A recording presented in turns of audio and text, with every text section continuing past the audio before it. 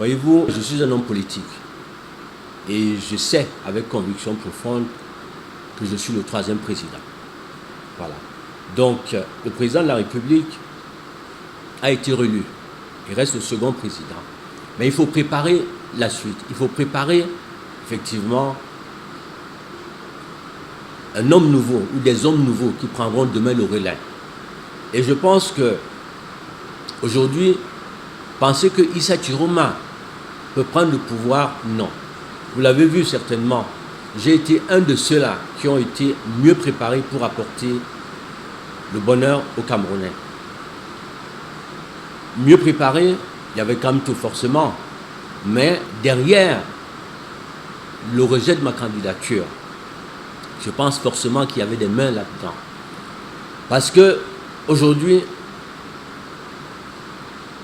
les petits mouvements qui se passent au nord Cameroun, après les élections présidentielles, il y a un candidat, notamment en l'occurrence de Issa Chiroma, qui s'est autoproclamé candidat.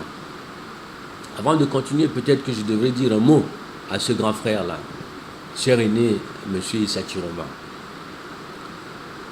Mon cher aîné, vous avez servi la nation aux côtés du président de la République pendant des décennies. Vous êtes une élite de Garoua. À Garoua, aujourd'hui, là, vous avez des jeunes enfants qui vous protègent, des jeunes enfants. Ils n'ont même pas 20 ans. La plupart de ces enfants, pour la plupart, ne sont pas scolarisés. Pour la plupart, les gens, peut-être, n'ont même pas de domicile. Et ces jeunes-là ont faim, ils ont soif. Et beaucoup campent aujourd'hui devant votre maison parce qu'ils ont à manger tous les jours, ce qu'ils n'ont pas du tout. Or, vous êtes une élite du coin. Et donc, il vous revenait, Monsieur le Président, Monsieur Issa Chiroma, de créer des emplois là-bas pour ces jeunes-là, de leur donner du travail, de réaliser des choses dans votre région, ce qui n'a pas été fait. Aujourd'hui, vous et moi, nous savons, avant d'aller à cette élection présidentielle, l'État avait des informations selon lesquelles, déjà, derrière vous, vous êtes porté candidat à la déstabilisation du Cameroun. L'État avait ces informations-là.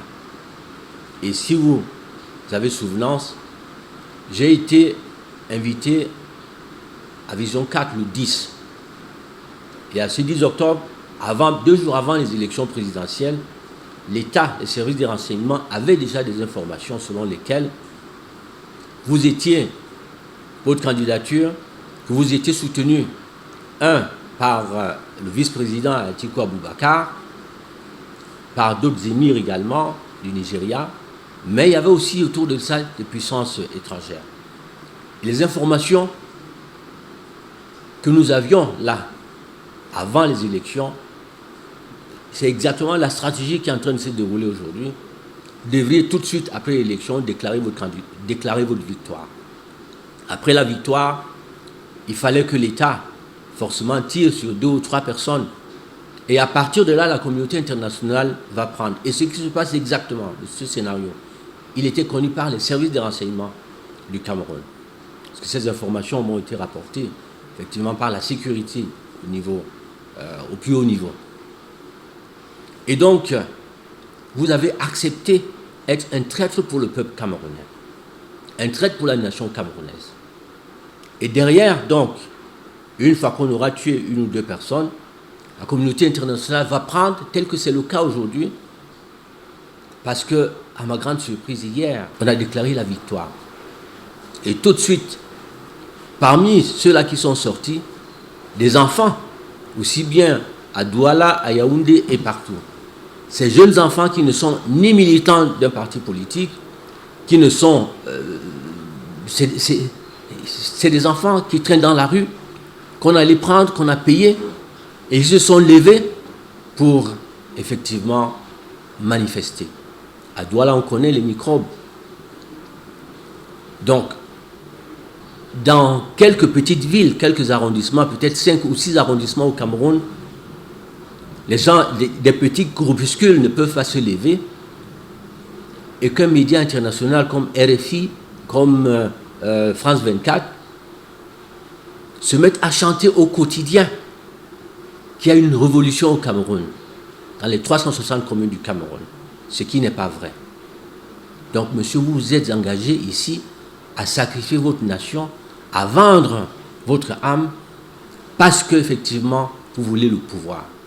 Et ça, c'est un scénario qui est bien connu et qui était prévisible. La déstabilisation du Cameroun, tenez-vous tranquille, tous les Camerounais vont se lever contre vous.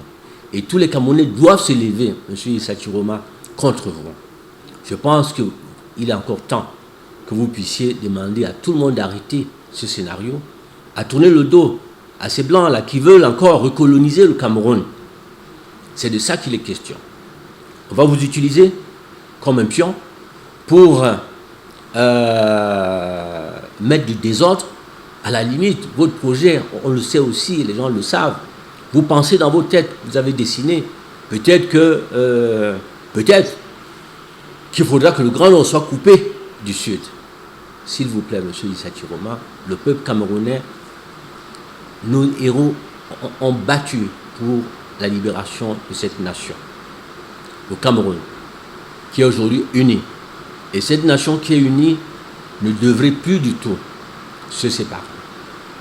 Donc, s'il vous plaît, contactez votre grand frère, M. Biya. Vous avez été ministre, vous avez travaillé. Je ne sais pas ce qu'il vous faut aujourd'hui, je ne sais pas ce que vous voulez, M. Chiroma. Mais le pouvoir au Cameroun, vous ne l'aurez pas du tout.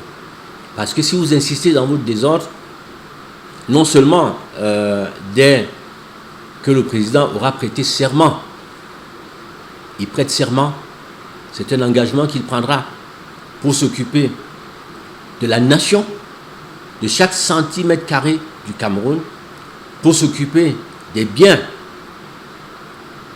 et de la vie de chaque Camerounais.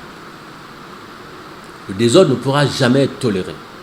Ça veut dire que, M. Issa Chiroma, là, vous avez encore un peu de temps pour vous repentir, venir voir le président de la République et lui dire, grand frère, ça va, j'ai compris, vous avez gagné, on peut continuer ensemble. Mais le Cameroun est une nation qui est indépendante, qui est libre, qui est démocratique.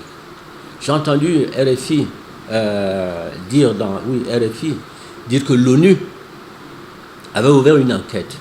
Est-ce que l'ONU existe encore là? Pourquoi l'ONU n'a pas arrêté les massacres à Gaza? Pourquoi l'ONU n'a pas arrêté les massacres en Ukraine? Pourquoi l'ONU n'a pas arrêté là, ce qui se passe au Nord Kivu? Vous rêvez, monsieur. L'ONU, aujourd'hui, il est divisé en deux blocs. Il y a les États-Unis d'un côté avec la France et les autres.